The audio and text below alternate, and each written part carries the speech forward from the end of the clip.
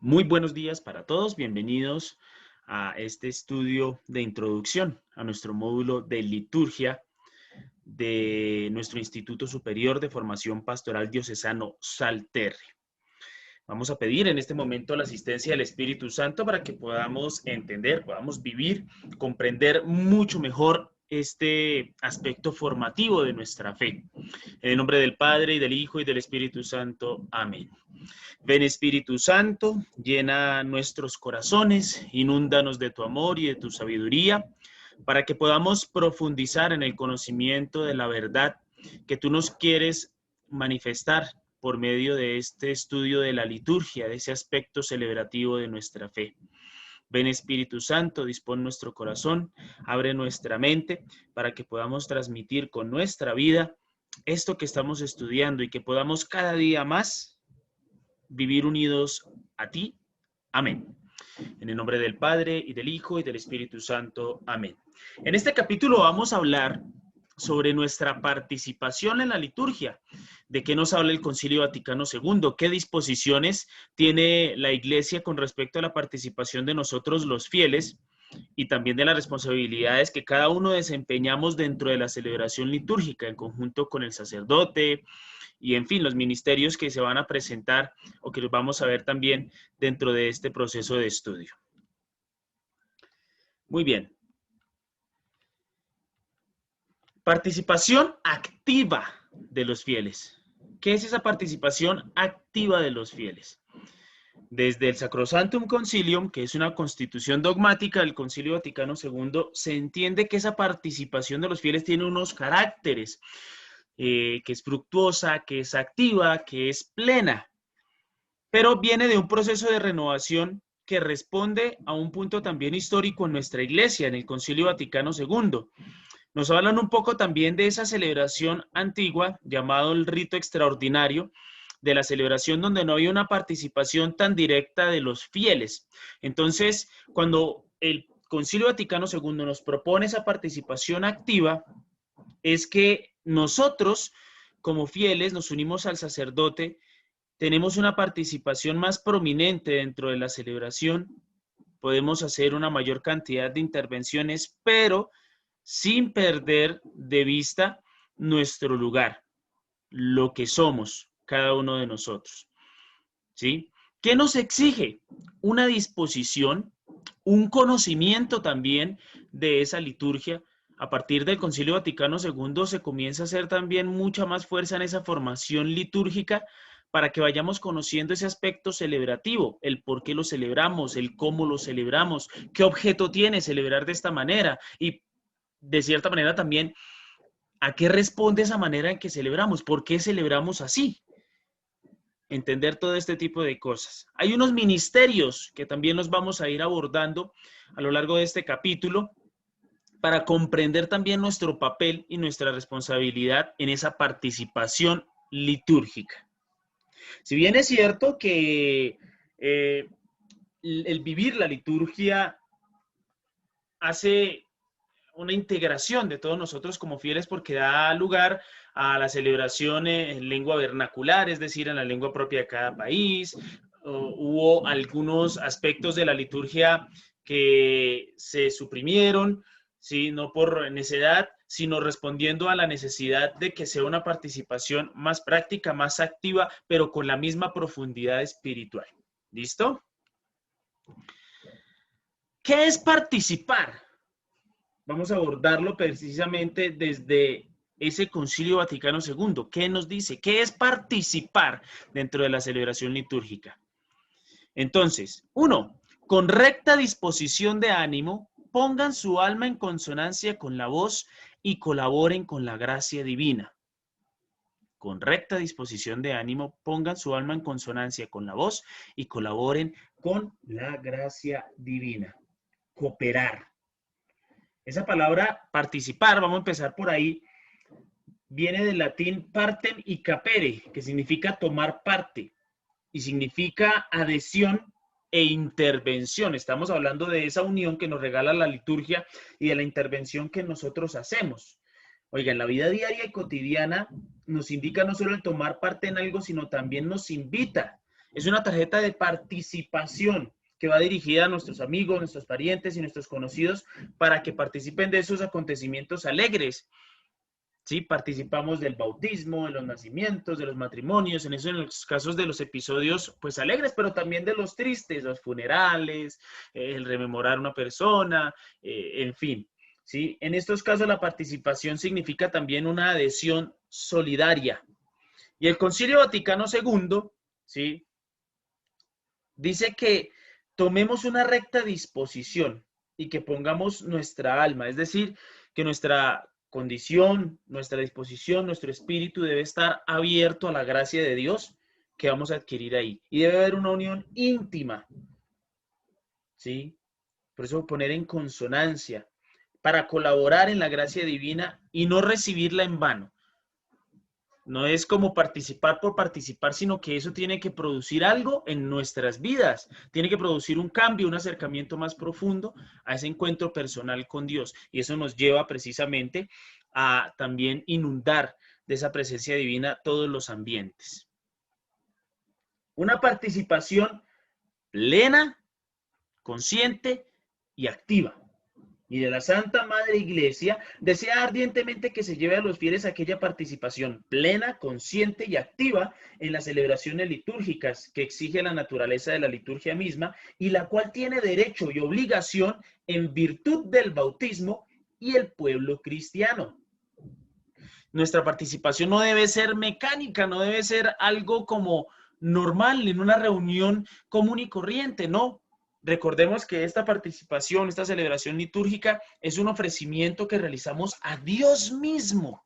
Entonces, nos pide que sea plena, es decir, que la vivamos en todos sus aspectos, que podamos aprovechar toda esa riqueza de la liturgia. Consciente, que sepamos lo que estamos haciendo en cada momento, en cada expresión litúrgica, en cada palabra, en cada gesto, y activa, que nosotros hacemos parte de esa liturgia, debemos sentirnos parte de esa celebración litúrgica y no personas aisladas o personas que están simplemente observando lo que está sucediendo. No, estamos participando de manera activa. Hará todo y solo aquello que le corresponde. Miren, las celebraciones litúrgicas, cada cual, ministro o simple fiel, a desempeñar un oficio y hará todo y solo aquello que le corresponde por la naturaleza y la acción de las normas litúrgicas. Cada uno de nosotros tenemos un papel a desarrollar. No podemos nosotros cumplir la tarea del sacerdote, porque el sacerdote tiene sus tareas propias en la celebración. No podemos hacer la tarea del acólito, no podemos hacer la tarea del sacristán, o todos haciendo eso. No, cada uno de nosotros tiene un rol importante dentro de esa celebración, que vamos a ir definiendo a lo largo del estudio de este capítulo, ¿sí? Hay que participar con instrucción, fortalecidos, ¿sí? En esa fe para aprender a ofrecernos. Sobre todo eso, recordemos que cuando el sacerdote celebra, en el caso de la Santa Misa y los sacramentos, nosotros nos unimos a él y nos ofrecemos todos en conjunto, como una sola iglesia, como ese cuerpo místico de nuestro Señor Jesucristo. ¿Qué nos dice el Concilio Vaticano II? Mire, es necesario que los fieles se acerquen a la Sagrada Liturgia con recta disposición de ánimo. Lo que decíamos ahorita, pongan su alma en consonancia con su voz y colaboremos con la gracia divina para no recibirla en vano. ¿Cierto? Ya lo teníamos claro. La Santa Madre Iglesia desea ardientemente que se lleve a los fieles a aquella participación plena, consciente y activa en las celebraciones litúrgicas que exige la naturaleza de la liturgia misma, y la cual tiene derecho y obligación en virtud del bautismo el pueblo cristiano. ¿Qué nos dice con esto? Mira, hay una disposición. La Iglesia desea que nosotros tengamos una participación más fuerte, más activa, más plena, más consciente. Y a través de ese pleno, de ese consciente, de ese activo, nosotros entendamos que tenemos unos derechos, ¿sí?, por ser hijos de Dios, adquiridos por medios del bautismo, pero también adquirimos unas obligaciones, unas responsabilidades en virtud de ese bautismo que hemos recibido como pueblo cristiano. Cada uno de nosotros tiene un rol que desarrollar dentro del plan divino de Dios y esa liturgia nos recuerda esa misión también. En las celebraciones litúrgicas, cada cual, ministro o simple fiel, ha de desempeñar su oficio y hará todo y solo aquello que le corresponde por la naturaleza de la acción y de las normas litúrgicas. Por eso es necesario, y ya hemos venido profundizando sobre esas normas litúrgicas, que nos dice cómo hacer, cómo celebrar, qué se responde, qué no. Pero todo ello, aunque parezca aunque parezca mecanizado, responde a una disposición sobre todo interior y que nosotros tenemos una responsabilidad y un protagonismo en esa celebración litúrgica. Nosotros como fieles participamos, respondemos, ¿sí? Y nos unimos al sacerdote. Por eso dice acá, desempeñará o desempeñar su oficio y hará todo y solo aquello que le corresponde por la naturaleza de la acción y esas normas litúrgicas. A veces podemos entrar un poco en choque con ello. No, oiga, pero ¿por qué no podemos decir esto? Porque hay cosas que le corresponden solo al sacerdote, hay cosas que nos corresponden a los fieles, hay cosas que les corresponden a los ministros que están participando dentro de esa celebración. Entonces hay un orden, ante todo es un Dios de orden y su liturgia, la manera de encontrarnos con él también tiene ese carácter, algo ordenado, algo bello, algo hermoso, que tiene un sentido, que no se hace porque sí. Los acólitos, lectores, comentadores y cuantos pertenecen a la Schola Cantorum, que es el coro mismo, desempeñan un auténtico ministerio litúrgico. Ejerzan, por tanto, su oficio con sinceridad, piedad y el orden que conviene a tan gran ministerio y les exige con razón el pueblo de Dios. ¿Qué quiere decir esto? Estamos hablando ahorita, los acólitos, los lectores, los comentadores y cuanto pertenecen a la Schola Cantorum, en este caso el coro, tienen un papel importantísimo que se debe realizar con piedad sincera, con un corazón dispuesto y que va en orientación a ese ministerio al que han sido llamados para participar y lo exige con razón el pueblo de Dios. Nosotros como pueblo también pues podemos estar pendientes del actuar de estas personas porque por medio de ella nosotros también entendemos realidades litúrgicas que se van manifestando por medio del canto, de los signos, del servicio al altar, todo esto. La Iglesia procura que los cristianos no asistan a ese ministerio de fe, es decir, a la Eucaristía, ese misterio de fe, perdón, como extraños y mudos espectadores, sino que comprendiéndolo bien a través de los ritos y oraciones, participen consciente, piadosa y activamente en la acción sagrada. Sean instruidos con la palabra de Dios, se fortalezcan en la mesa del Señor, den gracias a Dios, aprendan a ofrecerse a sí mismos al ofrecer la hostia inmaculada, no solo por manos del sacerdote, sino juntamente con él. La iglesia procura, está atenta, está siempre mostrando, está siempre llevándonos, indicándonos el camino. Mire, aquí hay algo muy hermoso, muy bonito, dice este ministerio de la fe. ¿Cierto? Para que no participemos como extraños, como mudos espectadores, sino que comprendamos ese misterio que estamos celebrando, esos ritos, esas oraciones. Para participar de nuevo aparece, vamos a insistir mucho en estas palabras, ¿no? Consciente, piadosa y activamente en esa acción sagrada. Seamos instruidos con esa palabra de Dios y fortalecernos en la participación de la mesa del Señor. Acordémonos de esa oración a los que nos invita el sacerdote al momento de presentar las ofrendas. ¿No? Oren, hermanos, para que este sacrificio mío y vuestro sea agradable a Dios Padre Todopoderoso. Entonces participamos todos, todos ofrecemos. El sacerdote es el que guía esa celebración y nosotros, él en ese sacerdocio ministerial y nosotros en ese sacerdocio común nos unimos, hacemos un todo, ¿no? Y nos ofrecemos todos y ofrecemos al Señor Jesucristo, a Dios Padre en remisión de nuestros pecados, por las peticiones que tengamos y etcétera, que vamos a irlo abordando también en este capítulo. Tener muy claro eso, esa participación consciente, activa. A veces se puede encontrar uno con hermanos, están en la Eucaristía, pero están y no están. Responden como por inercia. No, es algo consciente. Sabemos que estamos viviendo el momento penitencial, el momento de las ofrendas, el momento de la escucha de la palabra de Dios, viene la consagración, la comunión con Cristo, es decir, unirnos físicamente con Él por medio del Santísimo Sacramento. Todos esos aspectos sí hay que vivirlos de manera consciente, no mecánica. En una síntesis, podríamos decir, de la participación en la liturgia, ¿sí?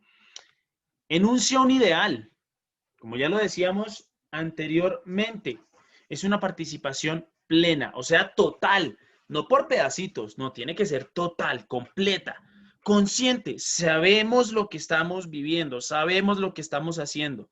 No es como de pronto a veces nos podemos encontrar personas, oye, ¿y usted por qué viene a misa? ¿Sabe qué está sucediendo? No, yo no sé, pues uno viene pues porque toca venir y porque dicen que hay que venir. No, eso no es una participación consciente. Si ya ustedes que están avanzando en este curso de liturgia les preguntan, oye, ¿por qué vas a misa? Ah, no, porque es el sacrificio de salvación, porque es Cristo el que nos invita, porque los gestos y las palabras tienen un sentido y sé lo que estoy realizando. Eso es una participación consciente, activa. Quiere decir que no estamos ahí como, a veces se pueden encontrar unos casos así, ¿no? El sacerdote dice, el Señor esté con ustedes, y nadie responde, y el sacerdote tiene que decir, y conmigo, porque no hay nadie más, ¿no? Es una participación activa, es una misa dialogada. El Padre nos pregunta o nos afirma, nosotros también participamos, hacemos oraciones en conjunto, entonces tenemos que participar de manera activa, claro, sin llegar a exagerar, pero una participación activa, que se sienta esa fuerza del Espíritu Santo en esa manifestación litúrgica de nosotros como pueblo elegido de Dios. Señala el origen, el derecho y el deber del sacerdocio bautismal. Miren esto tan hermoso. Señala el origen del derecho y del deber del sacerdocio bautismal. Como les decía anteriormente, nosotros participamos del sacrificio, nos unimos, nosotros también ofrecemos, teniendo en cuenta que es el sacerdote el que realiza esto. El sacerdocio bautismal, miren, no es una concesión de nadie, ni del sacerdote, ni de la iglesia. Una vez que uno ha sido bautizado y confirmado, es sujeto de derecho en la iglesia, y uno de estos derechos es el derecho a participar en la vida litúrgica, en ese sacerdocio bautismal. Dicho de otra forma, participar en la comunidad con Cristo, en comunidad con Cristo en su salvación. Nosotros nos unimos a Cristo y Cristo que realiza esa obra santificadora y salvadora, nosotros nos unimos a Él y podríamos decir que con Él estamos también ayudando a santificar, a salvar a los demás por medio de esa disposición interna que nos lleva a tener en cuenta ese ejercicio del sacerdocio bautismal. Apunta la razón última de la participación. ¿Cuál es esa participación última de la participación? ¿Sí? Lo exige la naturaleza de la liturgia, que ya la hemos abordado, porque celebra no unos pocos, sino todo el pueblo. Todo el pueblo. Por eso también de pronto una misa que ofrece un sacerdote en solitario también se une con toda la iglesia. También se une con toda la iglesia, pero lo ideal es que estemos reunidos como asamblea, estemos reunidos como fieles, como pueblo de Dios, todos unidos en ese mismo espíritu de amor que el Señor nos ha regalado. Urge su puesta en práctica mediante la formación de catequesis litúrgica, las celebraciones de la palabra, la homilía, los gestos, las posturas. ¿Qué quiere decir esto? ¿Sí? La praxis, la práctica. ¿Sí? Todos estos son medios para conseguir que nos podamos unir más íntimamente a Cristo. Por tanto, no son fines en sí mismos y es importante la formación. Es importante, nos hace claridad sobre esto. Debemos formarnos para entender a profundidad y estar unidos más íntimamente con el Señor en esta celebración litúrgica. ¿Sí? Tampoco debemos colocar por encima el hecho de los gestos, las palabras y todo esto, sino lo más importante, el objetivo es unirnos íntimamente con Cristo, pero todo esto, la catequesis litúrgica, las celebraciones, las homilías, los gestos, las posturas, nos llevan, nos encaminan a esa unión mística con el Señor. Nos señala una meta final, que es la santificación de los hombres y el culto a Dios dándole gloria. ¿Sí? El objeto de la participación, aquello en lo que se participa, es la salvación del hombre y en la gloria que supone esto para Dios. Esta es la meta final. Nos salvamos y glorificamos a Dios.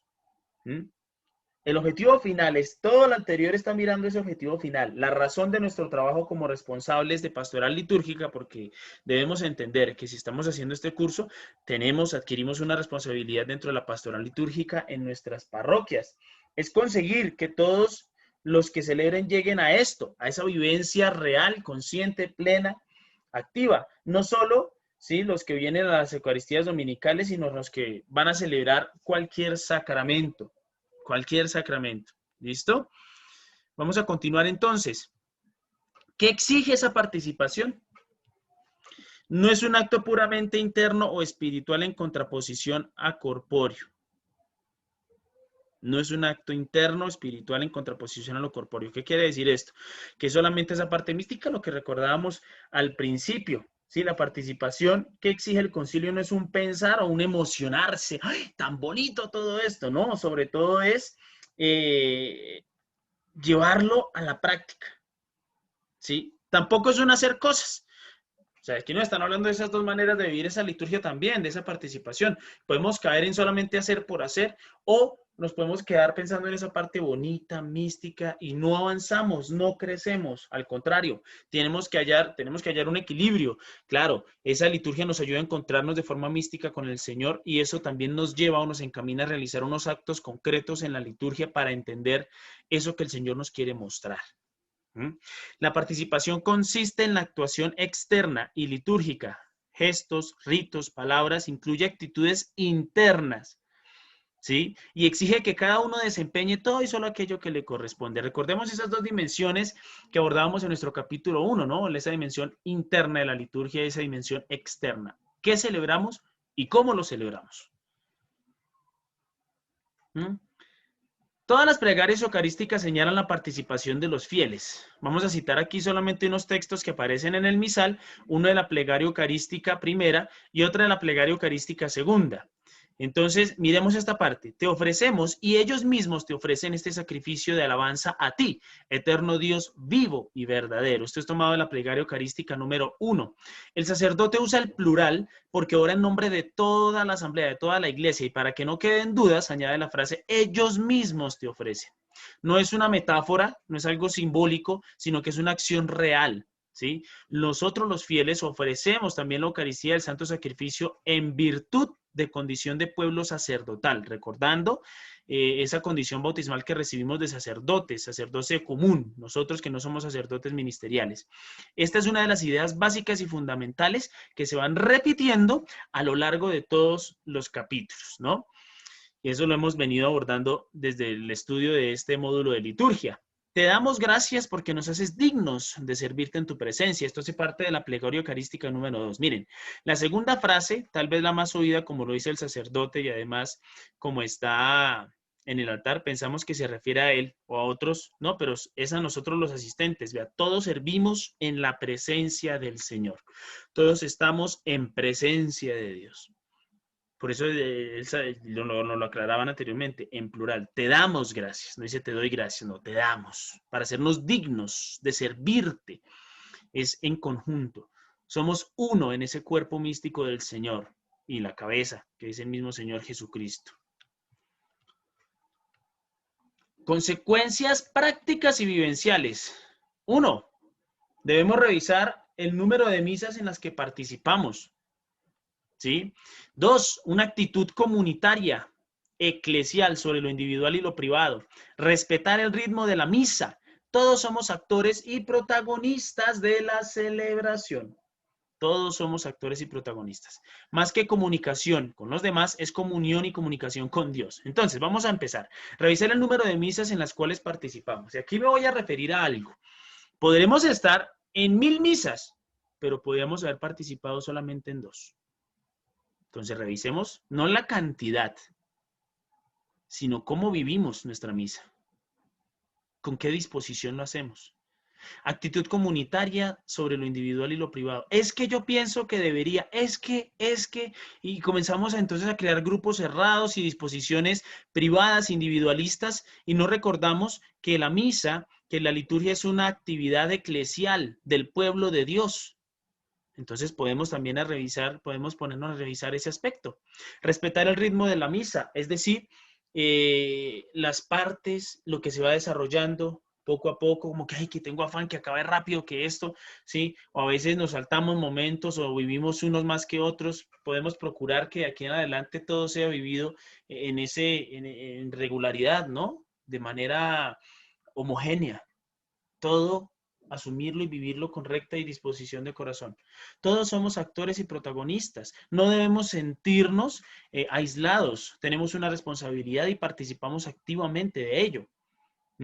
No debemos sentirnos relegados ante todo, no, hacemos parte del pueblo de Dios, compartimos el sacerdocio común de Cristo y se une a ese sacerdocio ministerial y participamos de manera activa y contundente en la liturgia.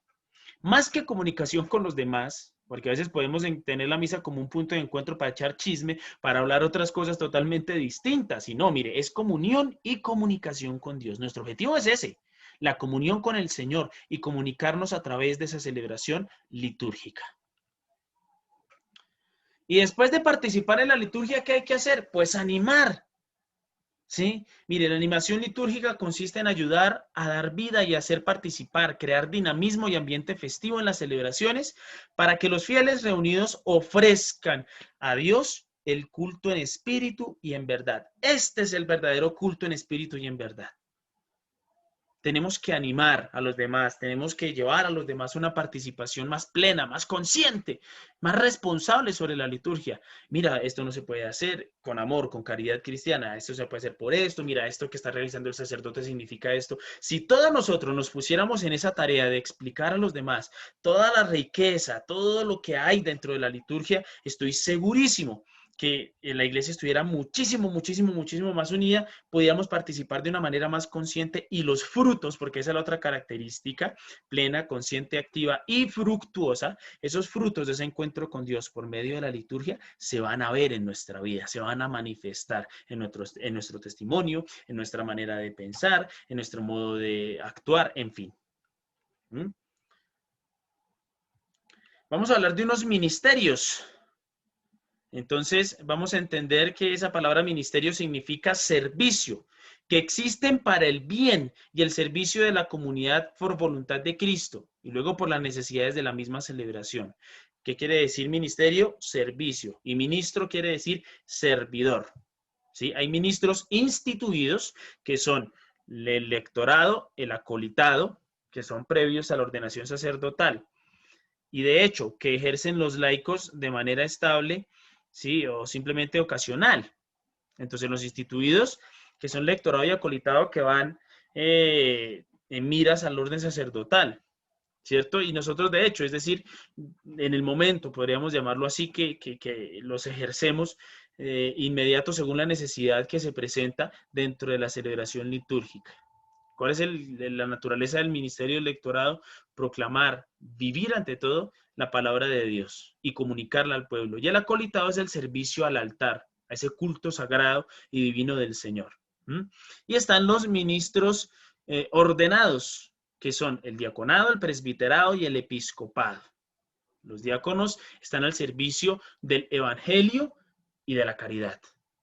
El presbiterado son ayudantes del obispo, por llamarlo de alguna manera, ¿no? Ellos son los brazos extendidos para que el obispo pueda llegar a todas las comunidades y a esa realidad.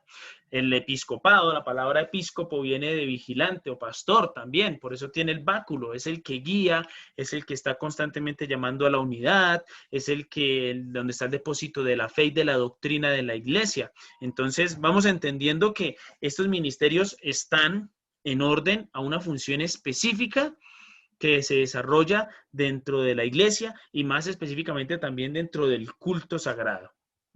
Recordemos, entonces hay ministerios de hecho que se ejercen de manera ocasional según la necesidad, los instituidos con miras a ese sacerdocio que son el lectorado y el acolitado y los ministerios ordenados.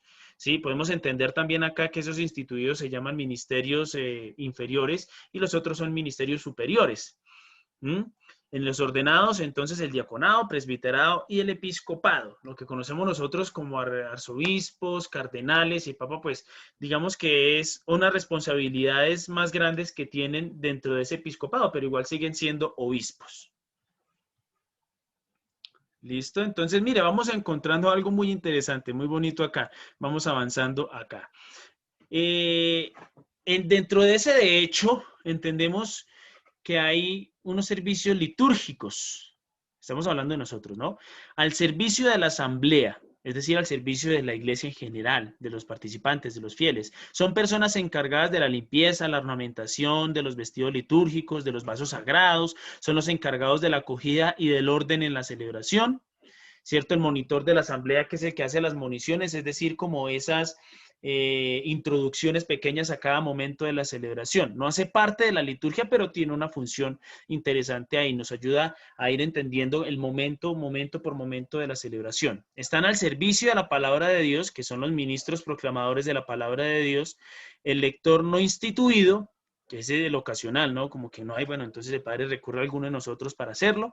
El salmista hace parte por lo general, debiera ser parte de la Shola Cantorum. El salmo tiene un carácter que se debe realizar cantado, ¿no? Si no se puede hacer rezado también, pero entonces vamos viendo que hay una responsabilidad interesante acá.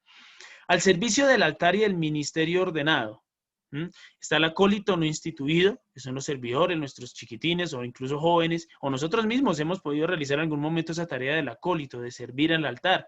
Está el ministro extraordinario de la Sagrada Comunión. Estos dos, ministro proclamador de la palabra y ministro extraordinario de la Sagrada Comunión, son designados, no son instituidos. Designado quiere decir que es una tarea que realizan por un cierto periodo de tiempo según la necesidad de la iglesia. Por eso es extraordinario en el caso de la Sagrada Comunión también. Y maestro de ceremonias o ceremoniario, que le podemos llamar dentro de la celebración, que es una persona que está a cargo de que todo salga bien, de que todo esté en su lugar, de indicarle al sacerdote y a los monaguillos en las partes que van, es el que está pendiente pues del desarrollo de toda la celebración. Y al servicio del canto y de la música, está el músico, los cantores, que es importantísimo dentro de la celebración porque el canto anima y nos ayuda a entrar en esa relación más íntima con Dios. Aparecen otros ministerios que son padrinos y catequistas. En nuestra diócesis, los catequistas no aparecen como ministros catequistas, ¿no? Eso depende ya también de las disposiciones diocesanas. ¿Vale? Vamos a continuar, vamos a seguir con este estudio, está hermoso. Mire, los ministerios refuerzan la eclesialidad de la celebración litúrgica. Una celebración es manifestación de la iglesia. Si solo aparece el sacerdote que lo hace, todos estamos manifestando que la iglesia es de uno. Entonces, es que todo lo hace el cura, todo lo hace el sacerdote. No, todos participamos. Si tenemos esa concepción de que solo el sacerdote hace todo, pues entonces la iglesia sería solamente de él. No, recordemos que todos participamos de forma activa. El sacerdote tiene un papel protagónico porque por medio de él se confeccionan los sacramentos, porque esa es su función, ¿sí? Esa es la tarea a la que ha sido llamado. Muy bien, hemos terminado nuestro cuarto capítulo, precisamente sobre esa participación en la liturgia. Ya hemos ido entendiendo los ministerios, a qué nos llama el Concilio Vaticano II. Recordemos, una participación plena, consciente, una participación activa y sobre todo fructuosa. Tiene que verse, manifestarse en nuestra forma de vida, esa forma de vida, ese estilo de vida de Jesús.